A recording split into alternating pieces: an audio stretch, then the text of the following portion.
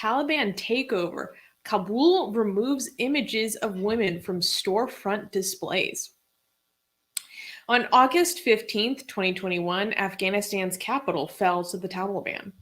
As the Taliban control looms over Kabul, the city removes the symbols of their freedom. Western influences, including the symbols of women's empowerment, were the first to go. Photographs of workers covering the faces of women in front of salons and beauty parlors began circulating on social media. Other photos showed women tearing down wall-sized pictures of women with their hair uncovered, a bold symbol of empowerment that defies Islamic laws. The Taliban is doing its best to convince Afghans, especially the more liberal and educated generation who grew up bathing in the urban freedom that was protected by foreign countries, that they've changed. Meanwhile, the Taliban claims that the rights of women will be respected as long as it is within the confines of Islamic law. You know, the problem everybody is bringing up with that line, the fact, you know, first of all, that second part is most important. You know, the women's rights will be respected within the lines of Sharia law. Like, oh, okay. So that opens it, like, you know, so basically no. Basically no. Yeah, I mean, and also another thing that people keep bringing up, again, I'm not saying just because this happened, it's going to happen again, but it does make you become even more suspicious than we should be. That we are. No, not that we should be, but for a lot of people, it makes them even more suspicious. Is this happened exactly when the Islamic Republic of Iran took over, and they promised the same thing, that, oh, you know, women's rights will be, you know, accepted. Actually, there was one American reporter in Iran at that time who they didn't know, the Iranian officials didn't know that he speaks Persian. So he was like, just in Persian, they were telling them, just tell him that we're going to support women's rights and stuff like that. These American reporters, that's just what they want to hear. So they were like very much knowing that this is not, because, so for example, Khomeini, when he was coming into power, he was talking about democracy, fighting totalitarianism, women's rights and stuff. But if you actually read his book, the main issue that they have was the fact that there was too much women's rights on the Shah. Like that was the main reason why the mullahs even joined the revolution, right? But so it was like an active PR campaign that they knew it goes against their belief. So again, the Taliban here is right now is desperately in need for international recognition. So they're saying these things. Again, I'm not trying to predict the future. Anything can happen, but the people who are doubtful, they have a lot of justification for their doubt. So, oh wow, I see you included a tweet from Masih Adinejad. Oh, you wanted to also you wanted me to show this video? Well, let's read Masih's tweet first. Okay. And then, Masih Adinejad, for those who don't know, is a famous Iranian activist who is very vocal in her fight against compulsory hijab in particular. She tweeted, yesterday, Taliban spokesperson Zabihullah Mujahid made headlines by claiming they respect women's rights. But today, this is the reality in Kabul. First, they erased photographs of women. Then they'll remove women from public sphere. Iran has experienced these lies 42 years ago. So drawing a similar comparison that you just made. And I just want to be clear that I have not read any reports that say that removing the images of women in public were mandated in any way by the Taliban. Like, I haven't read that nowhere. Okay. So it's not my understanding that this is something that has been called for by the Taliban as they took Kabul. It's my speculation that this was proactively taken by likely the business owners themselves to try to protect their business, protect their property, or protect themselves from maybe facing consequences for having these images in public, which, depending on how, various people might interpret it, could be seen as, spreading corruption, or you're tempting men and all sorts of stuff. So that was my speculation about why this is happening. I haven't read any reports that actually talk to people saying why they did it, but that's my educated guess. Right. Murtad Skeptic is saying, respect women, terms and conditions may apply. I do want to mention that I think for Taliban's perspective, it's not like, for a lot of them, it's not like that they're lying. They do think like they're upholding women's rights. Like, it's not, but it's just their version of women's rights. Like, they do consider themselves the guardians of women's rights. They just think like we liberals, for example, we just don't understand women's rights. They think like Islam protects women's rights more than anything else. That's their perspective. Like, it's not like they think our like women are queens. We protect our queens. Yes. So I mean, it's not exactly like they do say, they do feel like that. Like, oh yeah, heaven is like under the mother's feet, and they think women's right. Nothing respects women more than Islam. That's what they think, actually, and that's why they protect them in hijab and all. So a lot of people might have this understanding that they're being sneaky, like, let's tell them that we support women's rights, but then once we get power, then we surprise them, like, no, like they actually genuinely think. And also, what a lot of people don't know is that originally in the 1990s, where there was no Taliban and then Taliban came to power, the reason why Taliban came to power, became very popular, is because the Taliban were some groups of mujahid. It was just like a bunch of students in an Islamic school who fought other mujahideen, because those mujahideen attacked and RAPE'd, I'm saying this because YouTube might be sensitive, some other woman, and the Taliban went and attacked them and got revenge, like basically brought justice and basically killed the people who were responsible for that crime. And then Taliban originally became popular because of that action, right? So one group of mujahideen attacking some other group of mujahideen, and people were like, yay, our saviors. They attacked our women, and Taliban came and got revenge.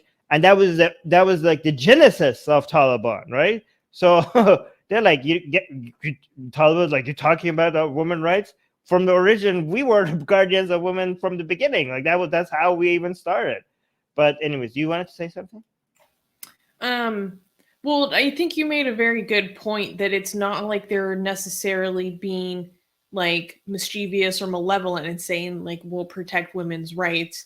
And, we're all like, oh my gosh, you guys are just trying to, cause everyone not to panic beforehand. And I mean, that could still be the case, but it's also good to point out that it's partly because there is an understanding of quote unquote women's rights that is completely antithetical to international conventions. They have a completely different definition of it, to say the least. Right. So that's actually a very good point. And the Taliban argument is like, right now, because they want to be able to become recognized by more governments, is like, guys, we will do our thing internally. We will be better than before, but still crappy based on your standards, right?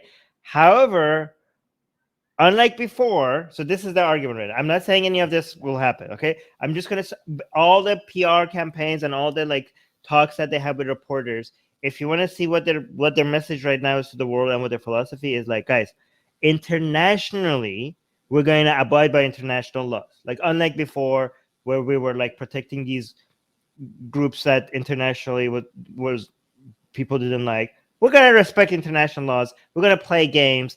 Internally, it's Sharia, okay? That's just us, okay? Come on, guys. Like, the way you put that.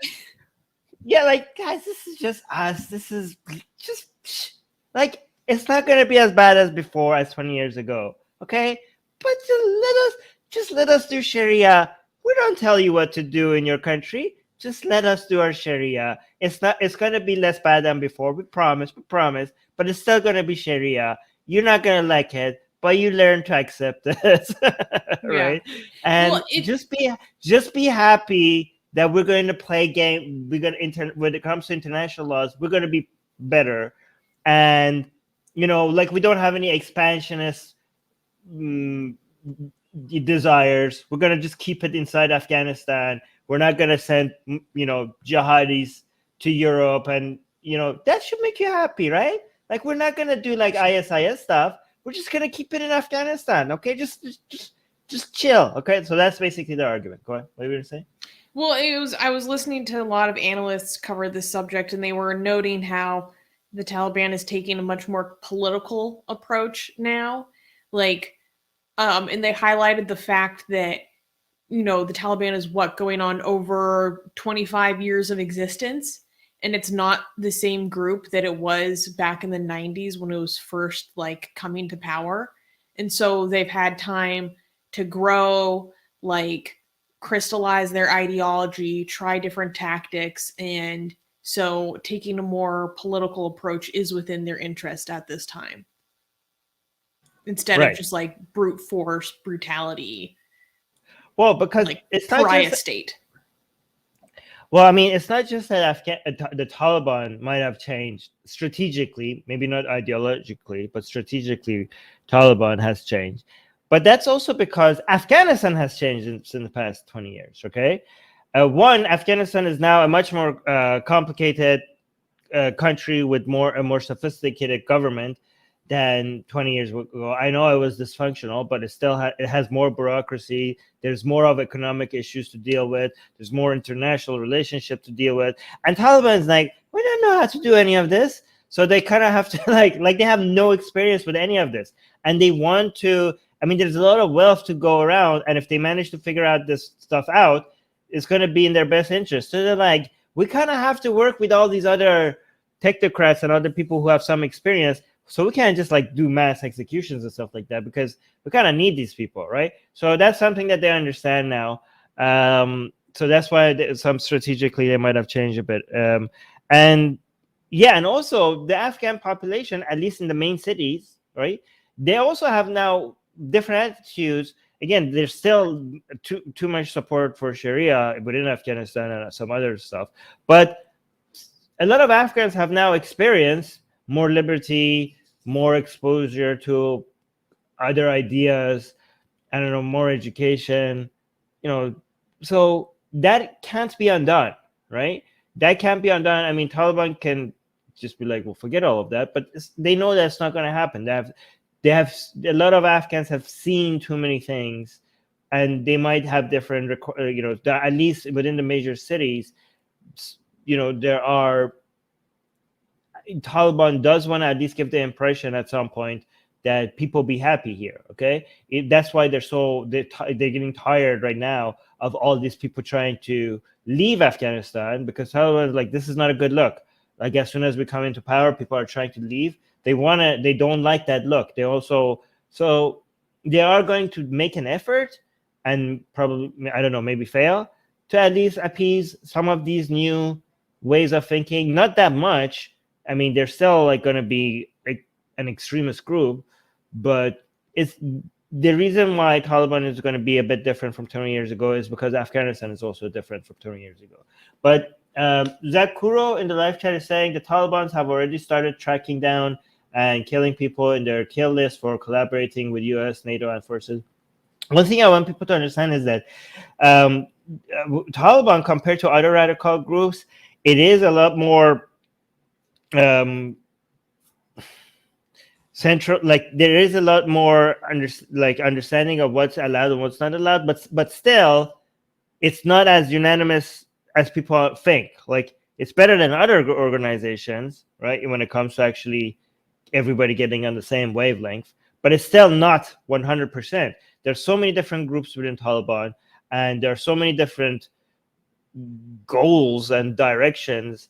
And there are sometimes people are like, we're not going to do this, and then there's other guy saying the exact opposite somewhere else. You're signing a deal like, we will not attack the city, and then you get the report while the signing is happening, they're attacking the city. So sometimes they don't communicate very well with each other, and we don't know how effective now that they're going to completely in control in Afghanistan. We don't know if there's going to be internal struggle over who gets to be in power and who doesn't, and how much of the people who are in power, they're telling the international world, like, okay, we're not going to go like medieval on your ass, on the people's ass. But some Taliban were like, wait, that's our thing, that's our ideology. So there might be some internal. That's what we do. That's what we do. What do you mean with that? This is our religion. So there might be some internal conflict over how extreme they want to get as well. So like it might be possible that what you're seeing, like I've also seen reports of them going out and trying to find collaborators with US and NATO, and the Taliban who's talking to the media, they're like, oh no, everybody's going to be forgiven. So is it that they're lying, or is it that those Taliban are doing something that these other Taliban don't want them to do, right? Because other reports have come out that the Taliban, who seems to be in charge right now in Kabul, they're saying like, oh yeah, that's not good, that's not acceptable what the other Taliban is doing, and we're gonna go find these people and punish them, right? So like, oh, okay, like we don't know who to believe right now. We don't know what's gonna happen. Is the Taliban in Kabul is like saying that the Taliban that is doing that kind of stuff is illegal, and we're gonna punish them. So we're gonna see what's happening. It's good. It's anybody who guesses what's gonna happen, just know that they're just it's all up in the air right now. Yeah, it's all up in the air. Like nobody's like, even Taliban doesn't. Guys, you know who among the people who were surprised about how fast they managed to capture Kabul? Susie, do you know what among the people who were surprised of how fast this all happened? Who was one of them? The Taliban. The Taliban. Okay? They were like, "Oh, I didn't think it was going to be this easy." Oh, yeah. So like, guys, even the Taliban has no idea what's going to happen, and even they didn't predict the things that just happened, right? So, like, if you're making predictions right now, then you're just speaking out of your ass. I'm sorry, you are, because nobody can predict what's going to happen in the next foreseeable future, including Taliban itself. Okay.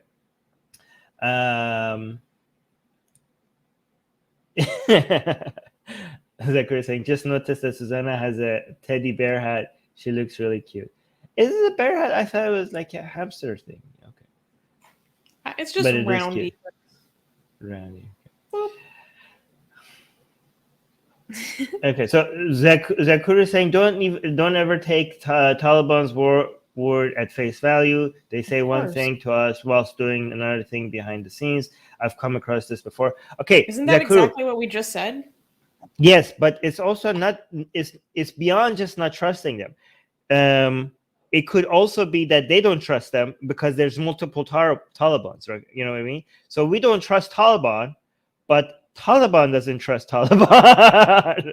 Like even Taliban, because they don't even know if what they're saying is gonna go. Like sometimes they're lying, but sometimes they're not lying, but they just can't uphold what they're promising because there's another Taliban that's like, no, I don't like that. We're gonna do what you just said we're not gonna do, right?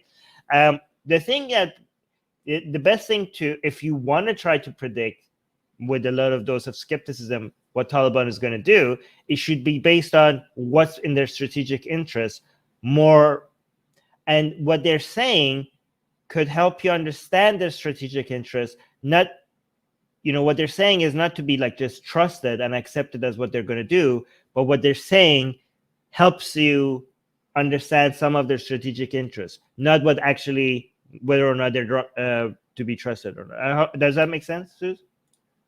Yeah.